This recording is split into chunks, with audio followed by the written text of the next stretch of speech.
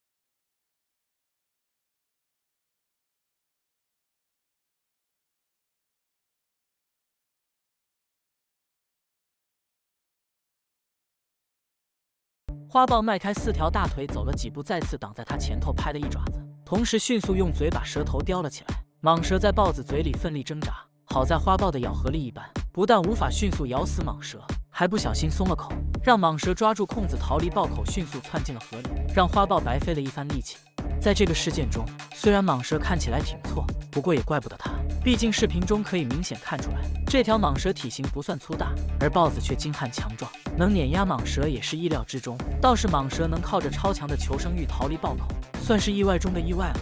实际上，猫科动物本来就克制蛇类，豹子虽然力量不像老虎那么强大，但是敏捷能力可不是盖的，行动迟缓，只能依靠身子缠绕的蟒蛇，遇到身体灵活的花豹时，就跟普通小蛇遇到猫咪一样，它随便一跳一躲就能避开蟒蛇的缠绕。所以在非洲草原上，野蟒实际上是在花豹的食谱里的。在食物匮乏的时候，即使是成年野蟒遇到花豹，也有一半的几率被猎杀吃掉。